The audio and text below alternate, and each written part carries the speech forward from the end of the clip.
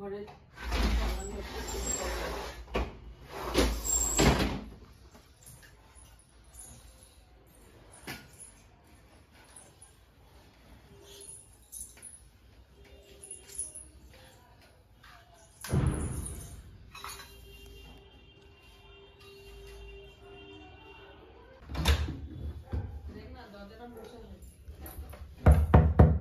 কেউ আছেন?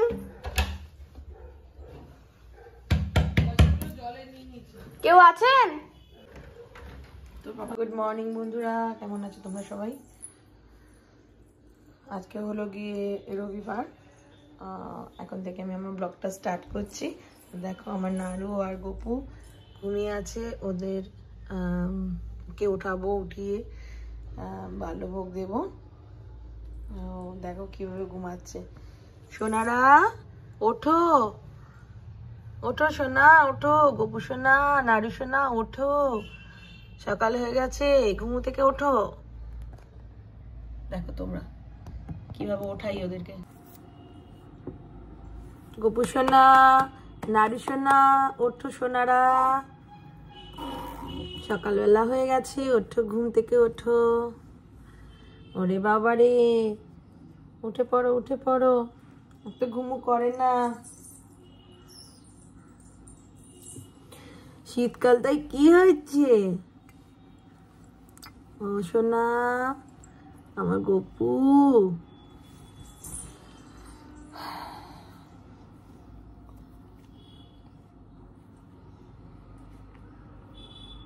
ওঠো বাবা, বসো বসো বসো বসো। নাড়ুকে ওঠাই, নাড়ু ওঠো বাবা। শোনটা বাবাটা কই? ওরে বাবা রে বাবা, এই দেখো সব বন্ধুরা তোমাদের দেখছে জানো, এই দেখো।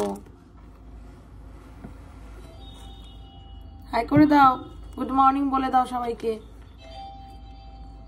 সবাইকে বলো গুড মর্নিং। এ বাবা, নাড়ু তো ঘুমের চোটে পড়েই যাচ্ছে গো। নাড়ু ঘুমো ভাঙেনি তোমার এখনো? আমার বন্ধুদের হাই করে দাও সোনা। চলো চোখ মুখ ধুয়ে দেবো, তারপর একটু কি হবে, খানা দানা হবে তো। চোখ মুখটা ধুয়ে নাও। হ্যাঁ সোনা পাখিরা উঠে পড়ো, অনেক সকাল হয়ে গেছে।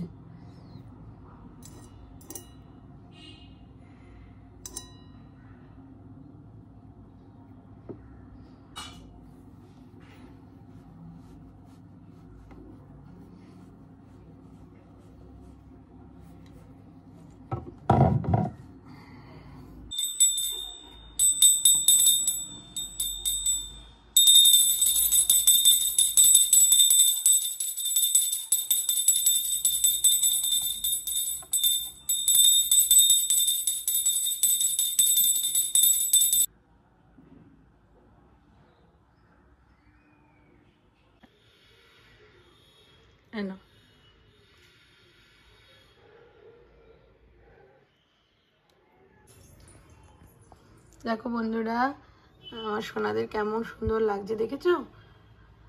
সাজুগুজুও করতে হয় না বেশি, একটু সুন্দর জামা পরলেই অনেক সুন্দর লাগে। গায়ে ফেলেছো কেন? খেয়ে নাও।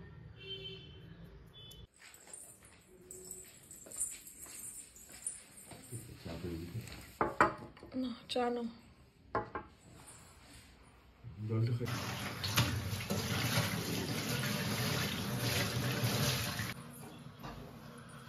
এরকম ঘটনা রেয়ার বলো? হ্যাঁ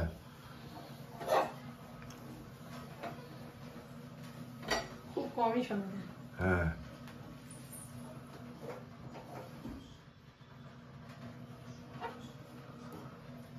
রান্না বান্না সমস্ত কমপ্লিট হয়ে গেছে।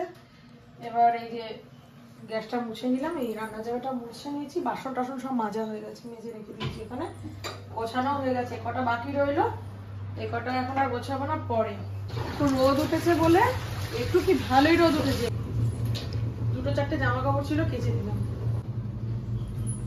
তোমাদেরকে বলেছিলাম যে আমার ছোট দাদু মারা গেছে, সেখানে গেলামও। এই আজকে মনে হয় 10 দিন মতন হবে, তাও হবে কিনা 10 দিন হয়েছে গো, 10 দিন বোধহয় হয়নি, 1 সপ্তাহ মতো হবে।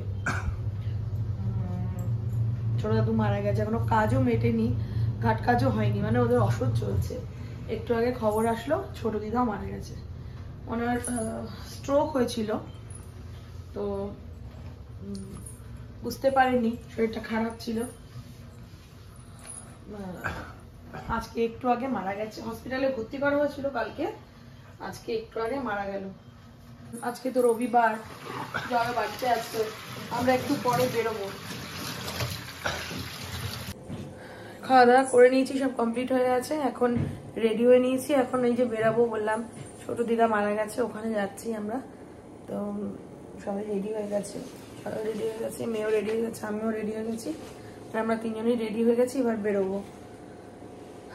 এখন বাজে 4:45 নাগাদ আসার কথা, তাহলে বেরোই, তোমার সাথে আবার পরে দেখা হচ্ছে।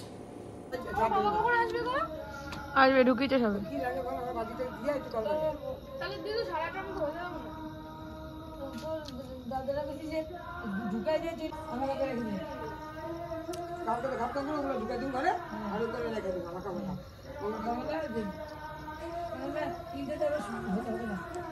হয়ে গেছে, এখন এখানে বসে আছি, এখন নিয়ে চলেও গেছে।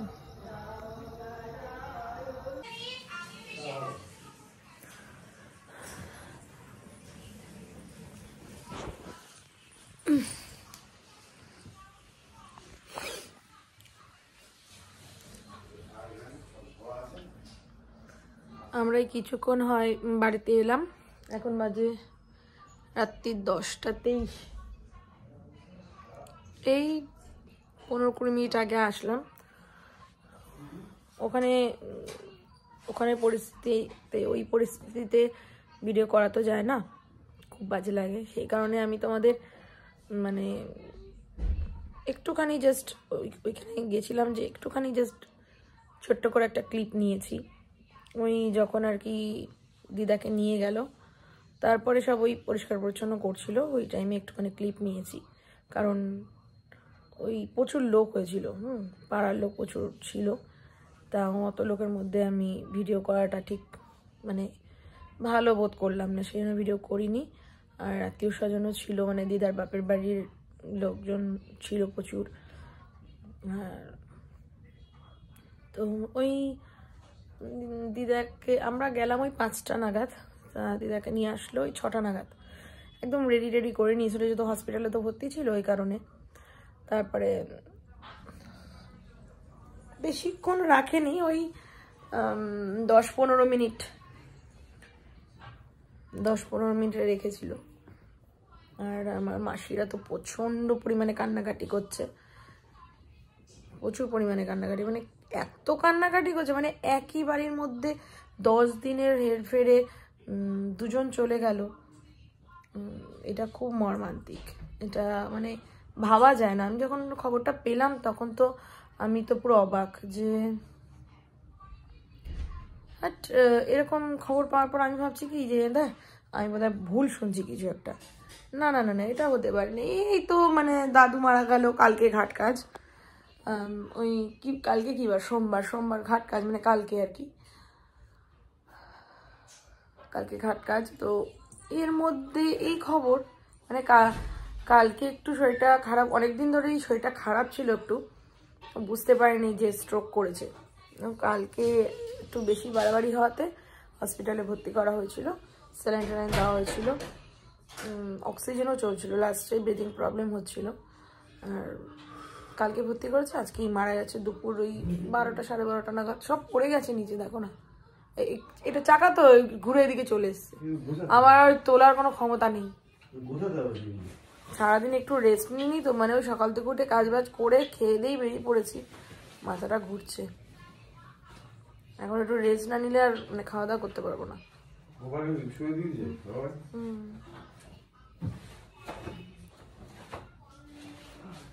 আমি গপুকে সেবা দিয়েই গেছিলাম, মানে বাবাই দিয়ে দিয়েছিল আর কি, সারাটা দিয়ে গেছি। কত রাত্রে আসবো তা তো জানি না, তবে খুব তাড়াতাড়ি হয়ে গেছে, ভীষণ তাড়াতাড়ি হয়ে গেছে, দুজনের বেলাতেই, খুব একটা দেরি হয়নি।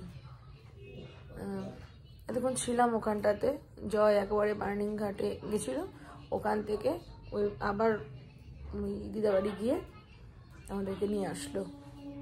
আর এখন আর শরীরে দিচ্ছে না, মানে অনেকক্ষণ বসেছিলাম তো ঠান্ডা ওষের মধ্যে, শরীরটা এখন ক্লান্তি লাগছে। সব থেকে খারাপ লাগছে যে কিছুদিনও যদি হতো, মানে 6 মাস 1 বছর তো একটা মানা যেত, 10 দিনের মধ্যে এরকম হয়ে যাওয়াটা এটা একটা মর্মান্তিক ঘটনা। মানুষের নিঃশ্বাসে কোনো বিশ্বাস নেই, সবসময় ভয় লাগে, সবসময় মনের মধ্যে একটা ভয়, সবসময় ঠাকুরের কাছে কামনা করি নুন ভাত শাক ভাত খেয়ে যেন নিরোগ থাকতে পারি, এটাই ঠাকুরের কাছে চাওয়া, আর কিছুই না।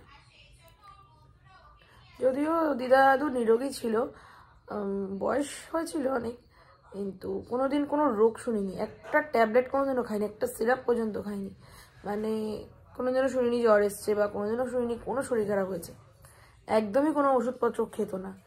তারা হঠাৎ করে মানে দাদু তো বয়সজনিত কারণে মারা গেলেন, আর দিদার কথাটা হচ্ছে স্ট্রোক করেছিল।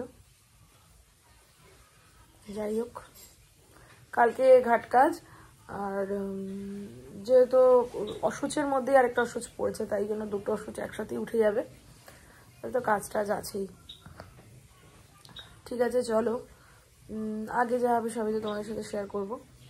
আর তাহলে আজকের ব্লগটা এখানেই এন্ড করছি, আর ভাল লাগছে না, শরীর খুব ক্লান্ত হয়ে গেছে। আর দেখা হচ্ছে নতুন একটা ব্লগের সঙ্গে, ততক্ষণের জন্য খুব ভালো থেকো। আজকের মতন আসি, টাটা, গুড নাইট।